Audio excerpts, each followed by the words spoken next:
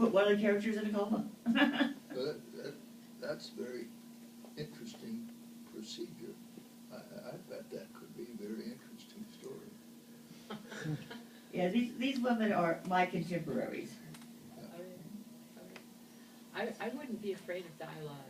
All you need to remember about dialogue and scenes in general, especially starting out, scenes between two people are easier than scenes between 3 or 4, because you're dealing with a book. You can't. It's not like a camera can pan around to all these people that are in the room and remind you that what is the council, the Lord of the Rings council, that there's actually 30 people sitting here while 2 people are talking.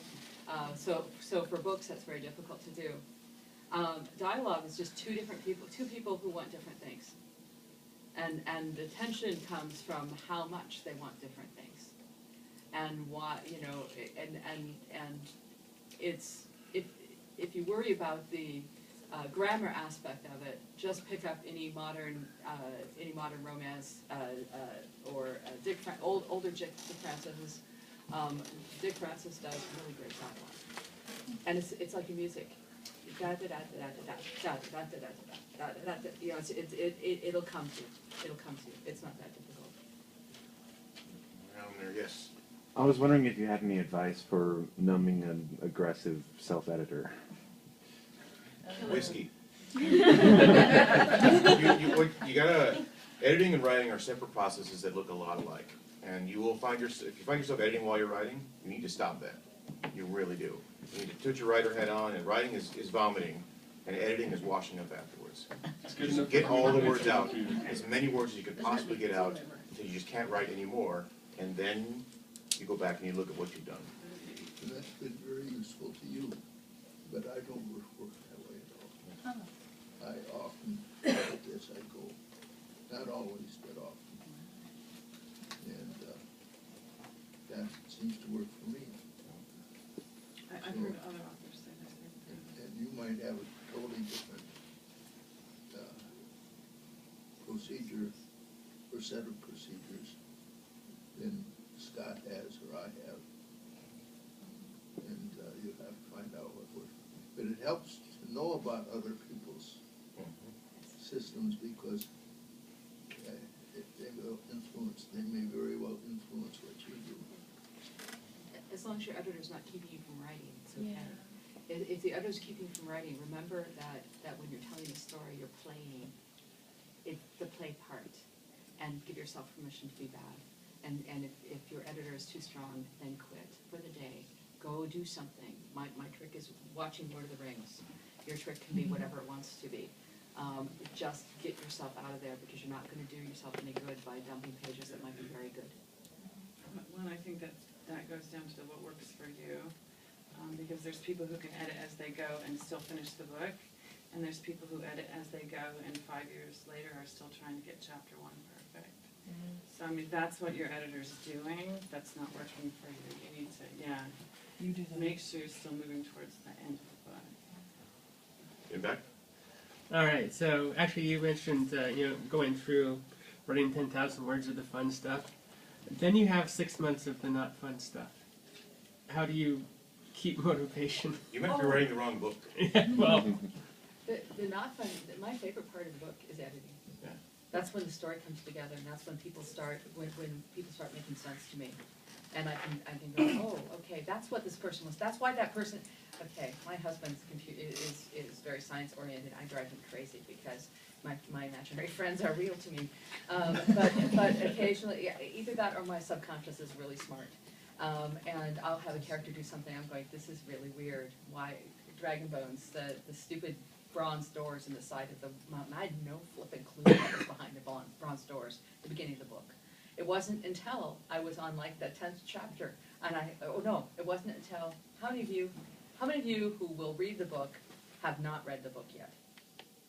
Okay, until I have to kill one of the main characters, and I don't want to, because I know that if I kill the main character, the character who has to be killed for the story to work, and I didn't know that until I got there. If I did that, all of the people who were reading my books, all 500 of them, who were reading my books at that point in time, would never ever read another book I wrote, because I write happy ending books. That's the kind of books I like. And had I done that, and then I thought, I know what the bronze doors are for. Golly, I'm really smart, right? so everybody's different, and play with it.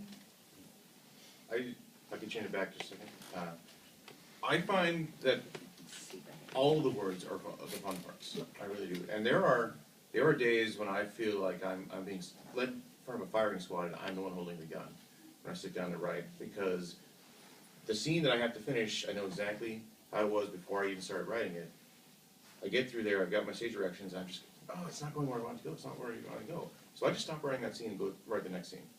I go on to something that I can write today, or I can look at. And as a result, at one point I went back and looked at the chapter that I had problems with, and I cut out 1,000 words of that chapter, because I had already finished it, I hadn't even noticed. I was so focused on trying to get to this imagined goal that I had, and that I didn't realize that I was done already. I was just pushing the peas around on the plate. That's actually something I've learned too, is when I get stuck, and technically I don't believe in writer's block, but I get stuck. And usually when I get stuck, it's because there's something wrong. It's like the story's telling you this isn't working. And so sometimes you have to, step away, and sometimes you have to make a note, make this rock tomorrow, and then move on. But usually when I finally figured out what's wrong with it, then it goes again. So usually they're there for a reason. And as a beginner, when I hit those spots where they weren't working, I quite often had to take away 100 pages. Just because it had been going wrong for that long, and in order to pull the story back together, I'd take that out. Find the drop stitch. Right, exactly. And after 20 books, I'm very happy to report that usually I can tell within a few sentences that this isn't going to work, and I have to go back and rework something. I, at one point, had a detective novel in mind, but I didn't know whether I could write a detective novel or not. So I wrote a detective novella, and I sent it to Stan Schmidt, and he bought it, and much to my surprise and delight, actually. And so I sent it to Bain after a year or so later. It was within the contract provisions that allowed me to resell it after a year. And Bain's reply was he liked the story, but it wasn't science fiction. And it was a police procedural novel. And I looked at that and I thought, he's right. But I had written a prequel to that was in analog, so I thought we could safely call that a science fiction story, and it was set earlier in the detective's life. So I get this bright idea. I write another novella or long novelette about the same detective later in his career, and then I will send it back to Bain in a 3-story book with the not science fiction story, the big one in the middle, and he bought it. So you have to be sometimes you have to be sneaky. All right, your question? We've moved on. But we still want to hear it. Oh, I was more interested in hearing John talk. Yeah, well, we can listen to John talk for the next 2 days. I can't. I have to go home today. I was just going to go back to what Patty was saying about the moments when you get there and realize that stuff has been happening and layering itself in, and suddenly you realize, wow, it looks like I did that on purpose all along. Right? And Yeah. I'm so glad that's not just me. I had a short story idea I wanted to write 3 years ago, and it was noodling around my head. I didn't have time for it, so I put it down in the brown notebook, put it in the bag.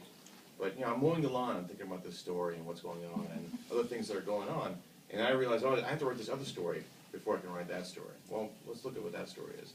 And now I'm 100,000 words into the book that precedes both of those stories. Right? There's times when this is a great idea, but because I get an entire story at once in my head, it's like seeing a picture, no one else can see that picture. I gotta paint it in a slower fashion, like to get it out there. So if you don't know all the things that I know inside my head, the book makes no sense. So let's get those things out of your head. Just make sure you're happy enough with the words you turn over. Right? You'll never be perfectly happy because it's never a perfect translation between my brain and your brain. But I Until love, I can I just love plug the into your words. head and sell you a book that way, which I'm all for if someone wants to research that. It's always a matter of transition between where my ideas come from and where you receive them. Yes. How do you tell a story from like an error? Like my time, anybody would recognize the Beatles, you know, but would they know Eric Burdon and the Animals? I don't know, ask her. You know who Eric Burdon and the Animals are? See, I didn't think so. I don't think Yes, it's I've heard necessary, it's just of like when the you're, it's just like when you're using